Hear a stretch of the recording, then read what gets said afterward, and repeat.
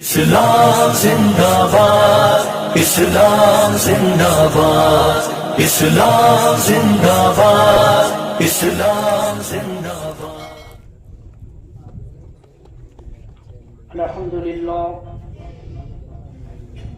الحمد لله رب العالمين، والعاقبة للمتقين، والصلاة والسلام على سيد الأنبياء والمرسلين. أما بعد، فأعوذ بالله من الشيطان الرجيم. بسم الله الرحمن الرحيم.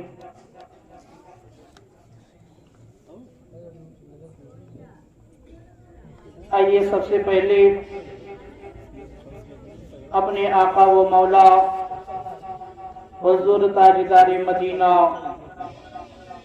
صلی اللہ تعالی علیہ وآلہ وسلم کی بارگاہ میں جھوم جھوم کا درود شریف کا نذرانہ عقیدت پیش کریں. پڑھیں بابا سے بلند اللہم صلی علی سیدنا صفینا مولانا محمد مبارک وسلم. صلو علیہ الصلاۃ والسلام علیک یا رسول اللہ صلی اللہ تعالی علیہ وآلہ وسلم. یہی ہے آرزو تعلیم قرآن عام ہو جائے، یہی ہے آرزو تعلیم قرآن عام ہو جائے. ہر ایک پرچم سے اونچا پرچم اسلام ہو جائے. اور کسی شاعر نے مدرسے کی عکاسی کرتے ہوئے کہا ہے، ساقی یہ تیرا میں قدا نہیں، ساقی یہ تیرا میں قدا نہیں، یہاں کی خاک سے انسان بنائے جاتے ہیں. ساقی یہ تیرا میں قدا نہیں، یہاں کی خاک سے انسان بنائے جاتے ہیں. میرے مسلمان بھائیوں، مدرسے کا مقام جو ہے اسلام کے اندر اتنی اہمیت کا حامل ہے کہ جب آپ تاریخ اسلام کو پڑھیں گے تو آپ کو یہ ملے گا کہ جب میرے آقا سرکار دو عالم صلی اللہ تعالی علیہ وآلہ وسلم نے فرعا کی چوٹی سے اپنی نبوت کا اعلان کیا، اعلان نبوت کے فوراً بعد ہی میرے آقا نے مدرسہ قائم کیا. میرے آقا نے مدرسہ قائم کیا. جس طریقے سے دنیا کے اندر ہر مدرسے کا ایک نام ہوتا ہے، اسی طریقے سے اس مدرسے کا بھی نام تھا، اور اس مدرسے کا نام تھا دار ارقم. دار ارقم کے اندر جو ہے صحابہ اکرام تشریف لاتے تھے اور میرے آقا قرآن مجید کی تلاوت کر کر کے صحابہ اکرام کے دلوں کو صاف و شفاف کیا کرتے تھے. اور یہ دار ارقم جو ہے ایسا مدرسہ تھا جس کے اندر جو ہے صحابہ اکرام کھل کر نہیں آ سکتے تھے، بلکہ صحابہ اکرام اسلام کی تعلیم حاصل کرنے کے لیے چھپ چھپ کر آیا کرتے تھے، تنہا تنہا آیا کرتے تھے، رات کے اندھیروں میں آیا کرتے تھے، دن کے اجالوں میں آیا کرتے تھے. اور یہ ایسا مدرسہ تھا کہ اس مدرسے میں اگر پڑھانے والا کوئی استاد ہے تو اس استاد کو جو ہے معلم کائنات کہا جاتا ہے، اور اگر پڑھنے والا کوئی شاگرد ہے تو اس شاگرد کو جو ہے ابو بکر کہا جاتا ہے. اس شخصیت کو، اس شاگرد کو جو ہے ابو بکر کہا جاتا ہے. جتنے بھی لوگ مکہ معظمہ کے اندر ایمان لائے سب نے جو ہے دار ارقم کے اندر حاضری لگا کر جو ہے تعلیم اسلام کو حاصل کیا. یہ مدرسے کا مقام ہے. آپ یہاں سے سمجھے کہ اگر اسلام کے اندر مدرسے کی کوئی اہمیت نہ ہوتی، اگر مدرسے کی کوئی اہمیت اسلام کے اندر نہ ہوتی تو میرے آقا ہرگز نہ یہ فرماتے کہ مدرسہ میرا گھر ہے. جس طریقے سے مسجد اللہ کا گھر ہے، مدرسہ میرے آقا کا گھر ہے. مدرسہ میرے آقا کا گھر ہے. اور یہاں سے اور اہمیت سمجھے کہ اگر اسلام کے اندر مدرسے کی اہمیت نہ ہوتی تو میرے آقا ایسے پرفتن دور میں جب آپ پر پتھر برسائے جا رہے تھے، آپ کے راستے میں کانٹے بچھائے جا رہے تھے، آپ پر طرح طرح کے ظلم و ستم کیے جا رہے تھے، میرے آقا ہرگز جو ہے مدرسہ نہ قائم کرتے، مگر میرے آقا نے ایسے پرفتن دور میں مدرسہ قائم کر کے اور اپنے شاگردوں کو تعلیم اسلام دے کر ایسی یونیورسٹی قائم کی کہ جب آپ ان کے شاگردوں کو اٹھا کر دیکھیں گے ان کی سیرت کو تو آپ کو ایک ایک شاگرد جو ہے اتنا بڑا معلم نظر آئے گا، اتنا بڑا معلم نظر آئے گا کہ جو خود کل تک جو ہے راہ ہدایت پر نہ تھے وہ دوسروں کے لیے ہادی بن گئے. آپ یہاں سے اہمیت سمجھے کہ ایسے پرفتن دور میں میرے آقا نے مدرسے کو قائم کیا. اب جب پھر میرے آقا نے چاہا کہ تعلیم اسلام اور بڑھے اور دنیا کے کونے کونے تک پھیلے، تو جب میرے آقا مکہ سے ہجرت کر کے میرے آقا مدینہ منورہ آئے تو مدینہ منورہ میں بھی میرے آقا نے مدرسہ قائم کیا جس کو صفہ کا چبوترا کہا جاتا ہے، جس پر 70 سے لے کر 400 صحابہ اکرام ہر وقت موجود رہا کرتے تھے اور اسلام کی تعلیم حاصل کیا کرتے تھے. اور یہ میرے آقا کا ایسا مدرسہ تھا جس میں بچے بھی پڑھنے آتے تھے، نوجوان بھی آتے تھے، بوڑھے بھی آتے تھے، یہاں تک کہ سلمان فارسی جیسا ضعیف العمر بھی تعلیم اسلام حاصل کرنے آتا تھا اور وہیں پر جو ہے بچے بھی تعلیم اسلام کو حاصل کرنے کے لیے آتے تھے. تو میرے مسلمان بھائیوں، یہ اہمیت ہے مدرسے کہ میرے آقا نے مکہ کے اندر بھی مدرسہ قائم کیا اور مدینہ منورہ کے اندر بھی قائم کیا.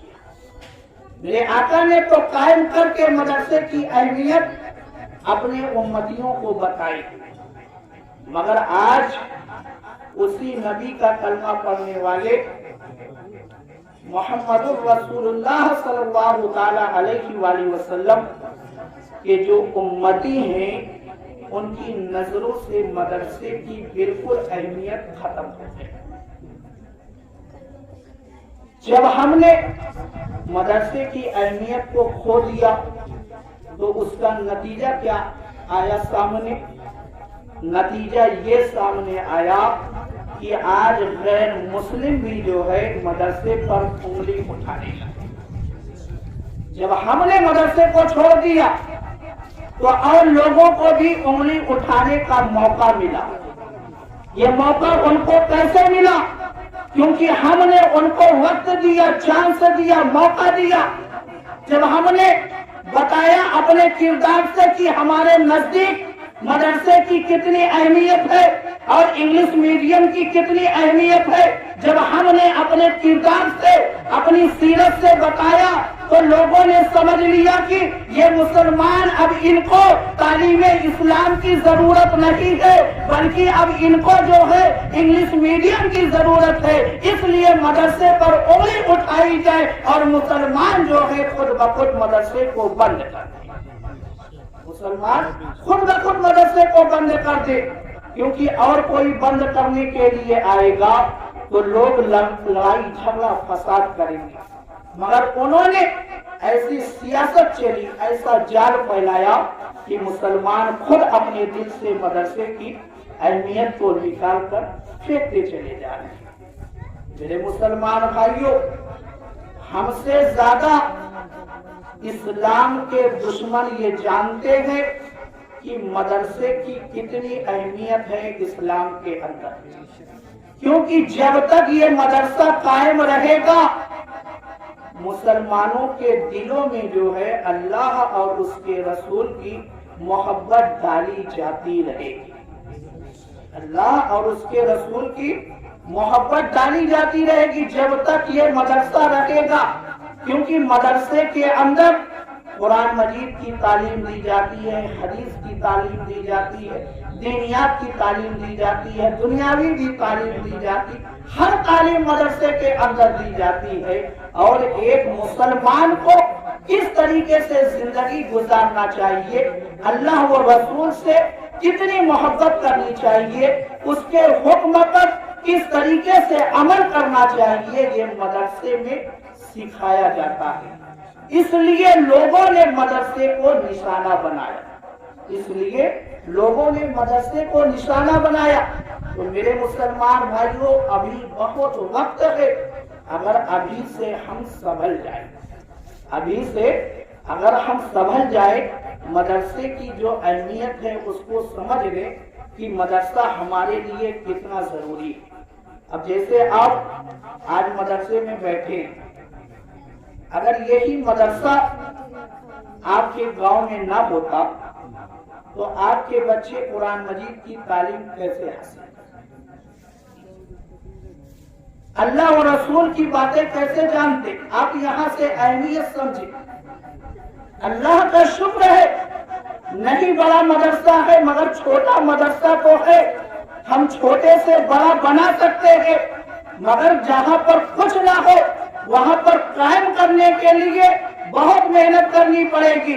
تو میرے مسلمان بھائیوں، یہ اللہ کا فضل و کرم ہے ہم اور آپ پر کہ ہمارے گاؤں میں جو ہے بڑا مدرسہ تو نہیں، چھوٹا مدرسہ موجود ہے، جہاں پر ہمارے بچوں کو قرآن و حدیث کی تعلیم دی جاتی ہے، زندگی سنوارنے کا موقع ان کو دیا جاتا ہے، طریقہ سکھایا جاتا ہے۔ یہی مدرسہ جو ہے ہماری اولاد کو جو ہے آگے چل کر بہت بلندی پر لے جائے گا۔